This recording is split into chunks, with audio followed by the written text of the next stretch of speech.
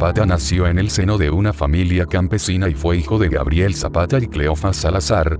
Su infancia se desarrolló en el contexto del latifundismo porfirista en Morelos. Realizó sus primeros estudios con el profesor Emilio Vera, quien había sido un viejo soldado juarista. Pronto trabajó como labrador y arriero. En 1906 asistió a una junta de campesinos en Cuautla para discutir la forma de defender sus tierras y las del pueblo frente a los hacendados colindantes. Su rebeldía lo condenó a la leva, conscripción, y en 1910 Zapata fue incorporado al 9 grados Regimiento de Caballería, en Cuernavaca. Zapata fue asignado como caballerango de Pablo Escandón, jefe del Estado Mayor de Porfirio Díaz, tras lo cual fue trasladado a cumplir las mismas funciones bajo el mando de Ignacio de la Torre, yerno de Díaz, quien le tomaría especial afecto por su destreza con los caballos. El motivo por el que se incorporó a Emiliano Zapata al ejército fue el hecho de que había raptado a una jovencita, ya que Zapata era conocido por ser un hombre muy enamoradizo. La acusación la puso el padre de Inés Alfaro Aguilar, joven con quien tiempo después Zapata tendría 2 hijos, Nicolás y Elena Zapata Alfaro. En la fotografía en la que Zapata aparece junto a Villa sentado en la silla presidencial, el niño más pequeño que se asoma es Nicolás. También según el historiador Jesús Sotelo Inclán, Zapata se casó con una joven de clase acomodada llamada Luisa Merino y al caer la dictadura porfirista, el 20 de agosto de 1911 contrajo matrimonio con la señorita Josefa Espejo Sánchez, conocida como la generala originaria de Anenecuilco, hija de don Fidencio Espejo y Guadalupe Sánchez Merino, con quien procreó 2 hijos más. El primero tuvo por nombre Felipe, este nació en el Cerro El Jilguero y murió a la edad de 5 años en uno de los tantos refugios que como familia tuvieron luego de ser mordido por una víbora de cascabel. La segunda hija fue Josefa, ella nació en Tlaltizapán y un año antes que su hermano Felipe murió a consecuencia de una picadura de alacrán. Así Josefa quedó sin hijos en poco tiempo. Sin embargo, Zapata tuvo más hijos, como es el caso de Ana María Zapata, hija de Petra P. Torres. En septiembre de 1909 Emiliano Zapata fue elegido calpuleque, palabra náhuatl, que significa jefe, líder o presidente, de la Junta de Defensa de las Tierras de Anenecuilco, donde empezaría a analizar documentos que se originaron en el virreinato que acreditaban los derechos de propiedad de los pueblos sobre sus tierras, los cuales habían sido negados por las leyes de reforma, sobre todo la ley Lerdo, que obligó a las corporaciones civiles a vender o ser expropiadas las tierras improductivas, lo cual fue motivo en su tiempo del apoyo de varios líderes indígenas como Tomás Mejía a los gobiernos conservadores mexicanos y al Segundo Imperio Mexicano. Estas leyes además fueron aprovechadas por varias personas para acrecentar sus tierras de manera ilegal al solicitar la propiedad de zonas comunales que los pueblos no trabajaban. Por esto se convertiría, de esa manera, en dirigente agrario de Morelos, su estado natal. Su primera aparición política ajena a su mundo campesino fue en las elecciones para gobernador de Morelos en 1909, cuando apoyó al aspirante de la oposición, Patricio Leiva, en contra del de los latifundistas, Pablo Escandón y Barón. En el mes de mayo de 1910 recuperó por la fuerza las tierras de Villa de Ayala, que eran protegidas por el jefe de policía, José Avivanco, y que dejó en posesión de los campesinos del lugar. Por este hecho tuvo que escapar varias veces del gobierno, pues fue declarado bandolero. Algunos meses después participó en la reunión que se celebró en ese mismo lugar, es decir, en Morelos, Villa de Ayala, con objeto de discutir lo que después se convertiría en el Plan de Ayala, la Revolución Maderista y el Plan de Ayala. Para el caricaturista, Madero se anda por las ramas, sin resolver ningún conflicto, encima de él se levanta el zapatismo sumamente violento y acompañado de la muerte y la desolación. A finales de ese mismo año, Pablo Torres Burgos fue enviado a Estados Unidos por Emiliano Zapata para que se pudiera entrevistar con Francisco I. Madero. El resultado de esta entrevista fue la decisión de tomar las armas por Emiliano Zapata y otros 72 campesinos, y con Juan Moreno, Rafael Moreno, Maurilio Mejía y José Vergara. Esto lo hicieron el día 10 de marzo de 1911, cuando proclamaron el Plan de San Luis. Se dirigió hacia el sur, pues ya era perseguido por Aureliano Blanquet y su batallón de soldados. En este periodo del movimiento zapatista sobresalen las batallas de Chinameca, Jojutla, Jonacatepec, Tlayecac y Tlaquiltenango, así como la muerte del zapatista y antiguo líder del movimiento suriano, Pablo Torres Burgos. que incluso precedió al mismo Emiliano. A la muerte del mismo, Emiliano Zapata es elegido, por la Junta Revolucionaria del Sur en 1911, nuevo jefe revolucionario maderista del Sur.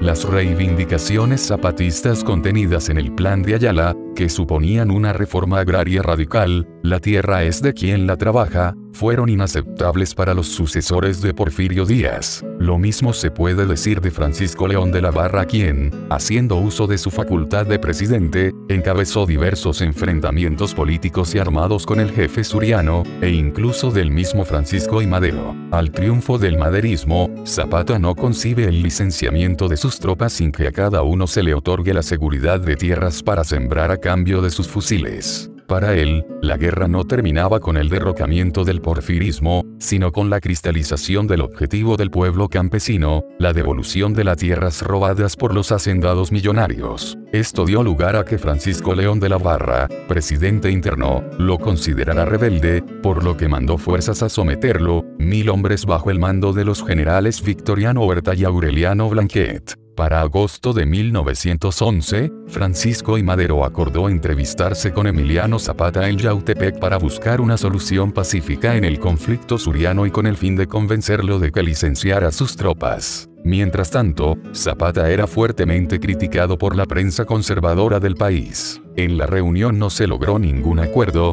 pues Madero no concebía la reforma agraria como lo hacía Zapata. Madero creía que primero había que hacer una reforma política profunda, mientras que para Zapata era prioritaria la devolución de las tierras robadas por las haciendas. A decir de Zapata, Madero había traicionado la revolución. El gobierno federal reiteró su decisión de imponer el orden por la violencia, y Zapata se desplegó con sus tropas a los límites entre el Guerrero y Puebla, escondiéndose del gobierno y generando emboscadas a pequeños contingentes federales. En este periodo, Zapata se casó con Josefa Espejo y el padrino de la boda fue el propio Francisco I. Madero. Con Madero como presidente de la República, las diferencias no disminuyeron. Zapata se entrevista con Madero en el Palacio Nacional, donde sostienen una fuerte discusión. Madero ofrece a Zapata una hacienda en el estado de Morelos como pago a sus servicios a la revolución, cosa que enfurece a Zapata, que le contesta: "No, señor Madero, yo no me levanté en armas para conquistar tierras y haciendas.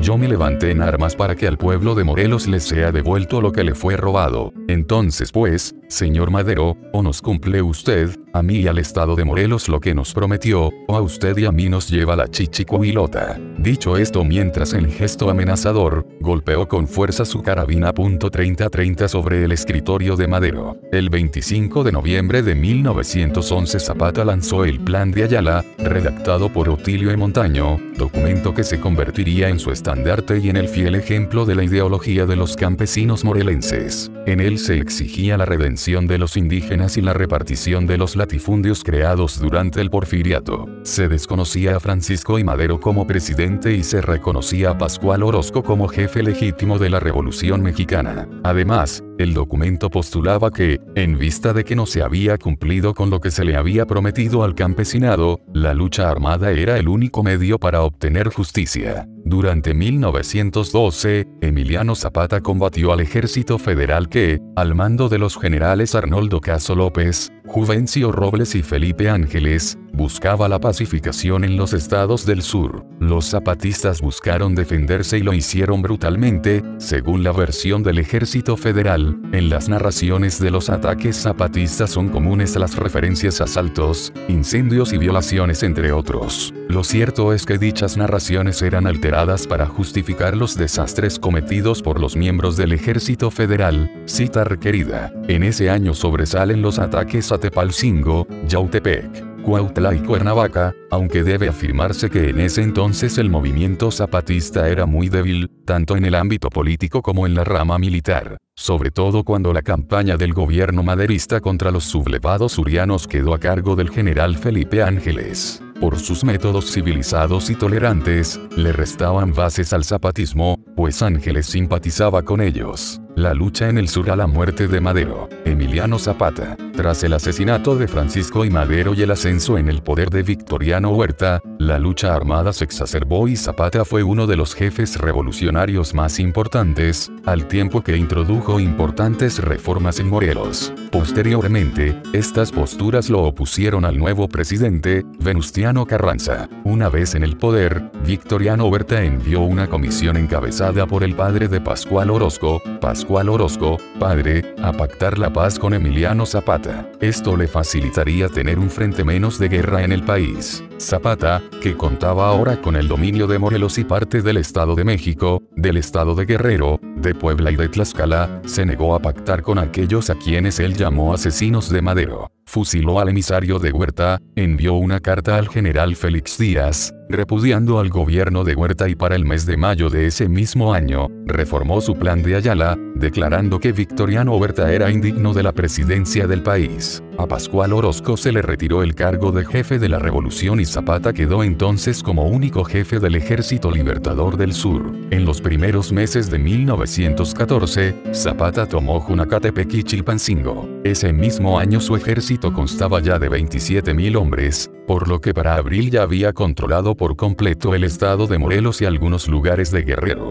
Poco después tomó Cuernavaca y para junio ocupó Coajimalpa, Xochimilco y Milpa Alta, con lo que amagaba a la Ciudad de México. Las fuerzas constitucionalistas les cerraron el paso, al ocupar la Ciudad de México antes que las propias zapatistas, las cuales se encontraban más cerca. En septiembre, Venustiano Carranza envió a Juan Saravia, a Antonio I. Villarreal y a Luis Cabrera Lobato a conferenciar con Emiliano Zapata, pero nuevamente el caudillo suriano exigió la renuncia de Venustiano Carranza al poder ejecutivo, y el reconocimiento del plan de Ayala. Los emisarios, como toda respuesta, abandonaron su campamento y el estado, pues Carranza rechazó rotundamente sus peticiones, calificándolas de inadecuadas. El gobierno convencionista. El mismo mes, Emiliano Zapata, desde su cuartel general de Cuernavaca, promulgó la entrega de tierras a los pueblos, invitado por varios delegados de la Convención de Aguascalientes, en la que los tres grupos más importantes que participaron en la Revolución Mexicana intentaron dirimir sus diferencias. Zapata no fue en persona al citado evento, pero envió a una comisión, integrada por Antonio Díaz Soto y Gama, quien protagonizó el incidente de la bandera, Leobardo Galván González, un licenciado del pueblo de Tepoztlán, nacido en el barrio de Santo Domingo, en la actual calle de Aniceto Villamar en un predio llamado Coyulan y único morelense enviado por Emiliano Zapata a Aguascalientes, que desempeñó un papel importante de negociación para la asistencia de la delegación zapatista.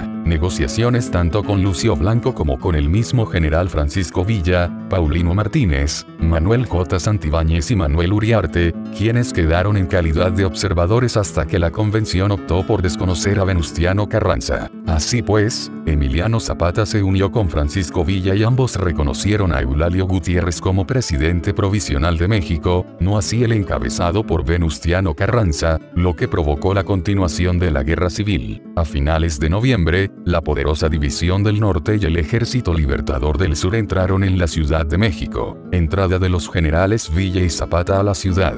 Alcanzó así fama nacional el movimiento zapatista como la otra cara de la moneda entre los campesinos surianos y los del norte. En su estancia en la capital, las tropas tuvieron una actitud más que pacífica, obtuvieron recursos mediante limosnas y evitaron los robos y asaltos de algunos bandidos que ensuciaban su nombre haciéndose llamar zapatistas. El 4 de diciembre de ese año Villa y Zapata tuvieron la célebre entrevista de Xochimilco, lográndose una alianza militar entre ambos ejércitos. Villa aceptó en cambio el plan de Ayala, a excepción de sus acusaciones a Francisco I. Madero, quien había sido su redentor y se obligó a dar armas a Zapata. Villa y Zapata el 4 de diciembre en la silla presidencial. Concretados estos acuerdos, Emiliano Zapata partió rumbo a Mecameca y tomó Puebla el 17 de diciembre de 1914, aunque en los primeros días de enero la plaza le fue arrebatada por las fuerzas del general Álvaro Obregón. Este habría de dedicar sus mayores esfuerzos esfuerzos para combatir al poderoso ejército villista, dando lugar a que durante 1915 Morelos fuera gobernado por los campesinos levantados en armas, asesorados por los intelectuales de la lucha suriana. En 1916, una vez que Venustiano Carranza se había instalado en la Ciudad de México y que Francisco Villa hubiera sufrido serias derrotas por parte del ejército de Álvaro Obregón, Carranza dispuso la ofensiva contra el zapatismo, al mando de Pablo González Garza. Con apoyo incluso de la aviación del ejército, Cuernavaca fue ocupada por los constitucionalistas en mayo y, aunque regresó efímeramente a manos de los zapatistas, quedó definitivamente en su poder el 8 de diciembre de ese mismo año. Ante la carencia de armas y ya sin el apoyo villista, en muy poco tiempo casi todas las poblaciones del estado quedaron en poder de los constitucionalistas. En 1917, Zapata, lanzando una contraofensiva, reconquistó Jonacatepec, Yautepec, Cuautla, Miahuatlán, Tecala y Cuernavaca. En marzo expidió la ley administrativa para el estado, reabrió escuelas, creó instituciones para reiniciar la producción de alimentos del campo y continuó la guerrilla en zonas periféricas y de frontera. Sin embargo, en octubre del mismo año entró a Morelos el general Pablo González Garza, apoderándose del territorio. Para 1918, Emiliano Zapata era, al igual que Francisco Villa lo sería en 1920, un guerrillero con poco futuro, pues ante las constantes batallas y lo escaso de las municiones, la muerte de los cabecillas y la ley agraria de Carranza, que apaciguó la causa suriana, su movimiento, indudable manifestación del descontento campesino, no llegó a consolidarse como una verdadera organización político-militar. Siendo una rebelión de masas campesinas, se limitó a realizar su guerra de guerrillas a partir de 1918. Muerte de Zapata. La guerra por parte del gobierno tomó perfiles despiadados en el norte. El gonzalista Jesús Guajardo le hizo creer a Zapata que estaba descontento con Carranza y que estaría dispuesto a unirse a él. Zapata le pidió pruebas y Guajardo se las dio al fusilar a aproximadamente 50 soldados federales, con consentimiento de Carranza y Pablo González, y ofrecerle a Zapata armamento y municiones para continuar la lucha. Así, acordaron reunirse en la hacienda de Chinameca, Morelos, el 10 de abril de 1919. Zapata acampó con sus fuerzas a las afueras de la hacienda, y se acercó a la misma acompañado únicamente por su escolta de 100 hombres. Al cruzar el dintel, un ordenanza apostado a la entrada, tocó con su clarín la llamada a honores. Esta fue la señal para que los tiradores escondidos en las azoteas, abrieran fuego contra Zapata, que alcanzó a sacar su pistola, pero un balazo se la tumbó. No pocos condenaron el procedimiento. Además, esto dio lugar a que, una vez muerto, Zapata se convirtiera en el apóstol de la revolución y símbolo de los campesinos desposeídos. El movimiento continuó, aunque ya con menos intensidad, y los zapatistas acordaron nombrar a Gildardo Magaña Cerda jefe del Ejército Libertador del Sur. Él sería el último, pues casi un año después, los antiguos compañeros de Zapata se integrarían al gobierno aguaprietista, aunque algunos de ellos serían asesinados por el mismo gobierno. Entre la gente común del estado de Morelos, que se negaba a dar crédito a la muerte de Zapata, circulaba la creencia de que no era su caudillo el que había sido asesinado por Guajardo. Se decía que le hacía falta un lunar, que si Zapata era más alto o más moreno. Se decía que no era posible que, si Zapata había escapado a tantas emboscadas y siempre había tenido tan buen olfato para los engaños, hubiera caído de esta manera. Se decía que Zapata había mandado en su lugar a uno de sus compadres, con quien compartía un gran parecido.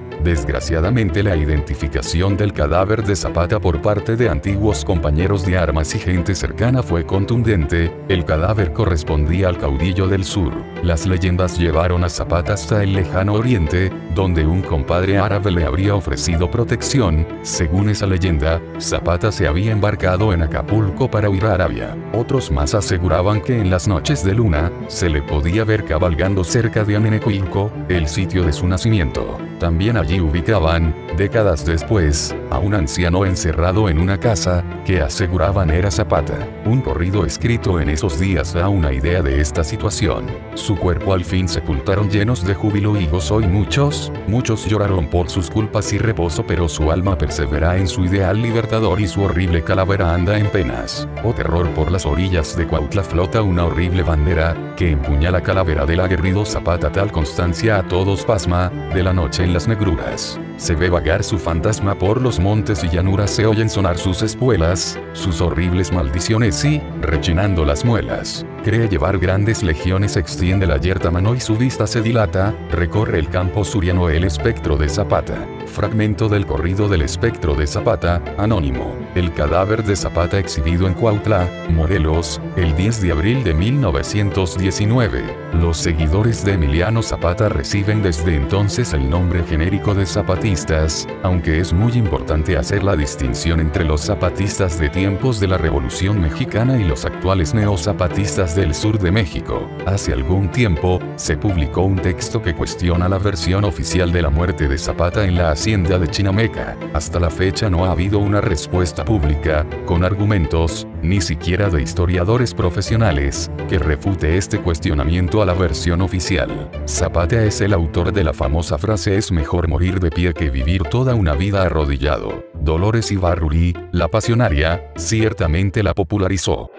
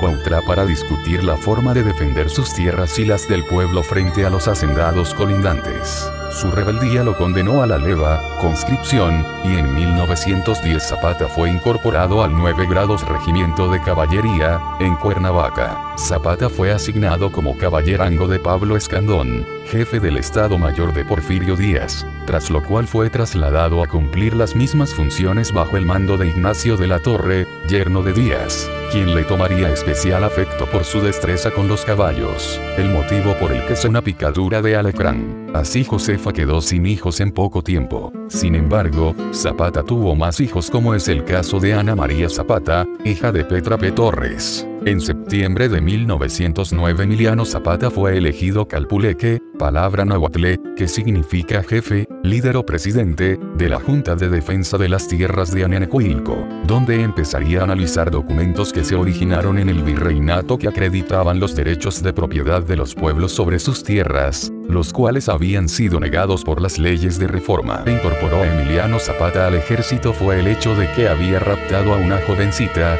ya que Zapata era conocido por ser un hombre muy enamoradizo. 2. La acusación la puso el padre de Inés Alfaro Aguilar, joven con quien tiempo después Zapata tendría 2 hijos, Nicolás y Elena Zapata Alfaro. En la fotografía en la que Zapata aparece junto a Villa sentado en la silla presidencial, el niño más pequeño que se asoma es Nicolás. También, según el historiador Jesús Sotelo Inclán, Zapata se casó con una joven de clase acomodada llamada Luisa Merino y al caer la dictadura